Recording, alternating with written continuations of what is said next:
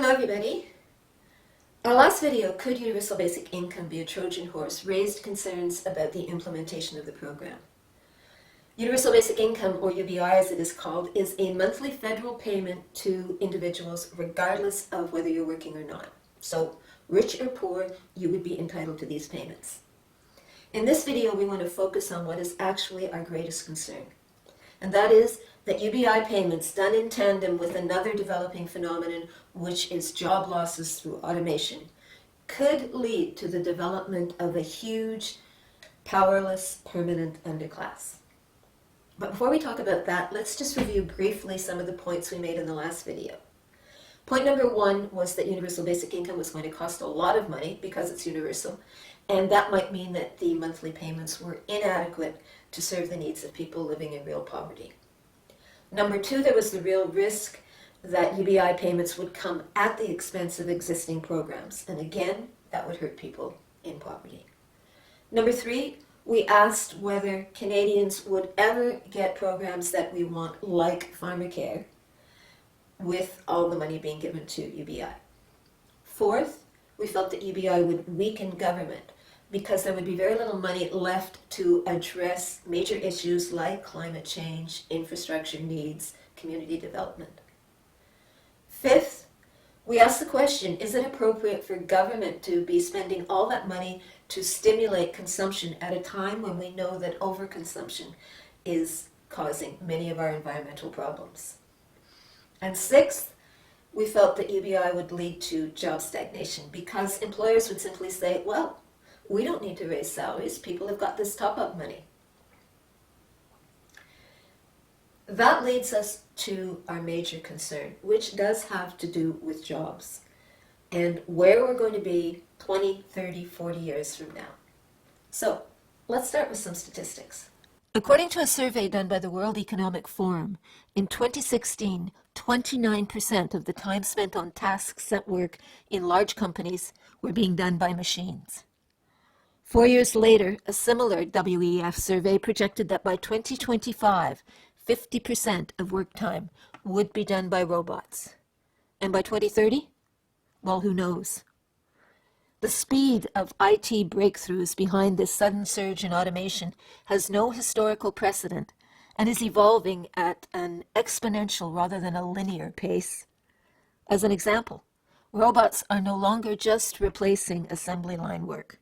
They have become the new supervisors, foremen, and middle managers.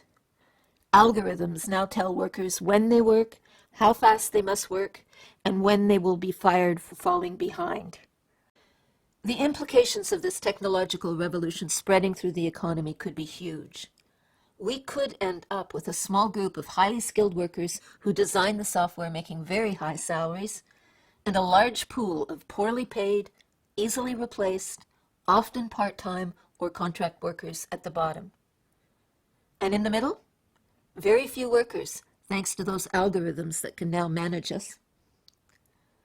The fundamental problem with universal basic income is that it does nothing to address the long-term displacement of stable jobs. Yes, those monthly support payments from the federal government may, although not necessarily, reduce the pain of poverty in the immediate and near future. But if automation takes off as the experts are claiming it's going to, isn't it over-optimistic to assume that these payments will be enough to satisfy people 20 years or even 10 years from now? Isn't it just as likely that this automation revolution will lead to a surge in income inequality that could last generations? Wouldn't a much better long-term solution be to begin creating the kinds of jobs that can't be replaced by robots and algorithms? That would mean a shift away from the production of stuff we consume into jobs that emphasize addressing community and environmental concerns. A start could be a job guarantee to all unemployed people who want it, financed by the federal government, but created and run by local communities. We've made a video of what that job guarantee could look like here in Canada, based on the writings of American academic Pavlina Tcherneva. A federal job guarantee may make a lot of sense, but in all probability, we're going to end up with the quick fix of universal basic income. Why? Because those with economic power are in favor of it. And why wouldn't they be? First, UBI's extraordinary costs means that there will be very little left over for government investments elsewhere in the economy. Expect more privatization and public-private partnerships under UBI. Second, those monthly payments do not just go to people who need the money, but to a lot of people who don't, which means that consumption, financed by the government, will continue even as automation-related redundancy grows. Third, UBI payments temporarily hide the sharp growth in inequality which will happen as automation delivers more and more of the profits to shareholders and less to workers. UBI also distracts attention away from focusing on how and where job growth could take place, something that the big corporations are not particularly interested in at the moment. Of course, it's not just big business that is in favor of a universal basic income. Many good and caring people would also like to see it. And certainly during times of crises like our pandemic, it makes sense for government to issue unconditional payments to individuals and families. The universal basic income as a long-term approach, that's a different matter. Throughout most of human history, we have had at the top a very small elite class of people living in privilege, and at the bottom a huge class of people living in poverty. And it was work that changed that dynamic and decreased inequality. During the 19th century, the Industrial Revolution required and needed workers. And workers soon learned that in order to get better conditions, collectively, they could refuse to work. That collective power is in danger of being lost with our automation revolution. We don't know where it's going to lead us, but it could decimate the workforce.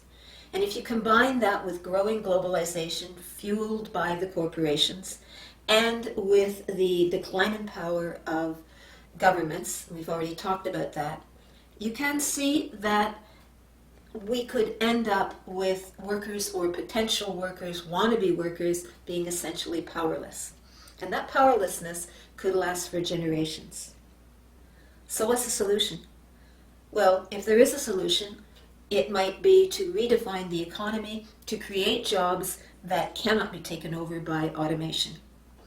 And these would be care jobs, largely public service jobs where robots cannot take our work. And one way of kickstarting that is through a job guarantee to address current problems. And those would be jobs largely determined by communities in need, and the emphasis would be on the environment and communities. This makes sense to us. What doesn't make sense to us is universal basic income with all its risks. We think that there be dragons. And that's it.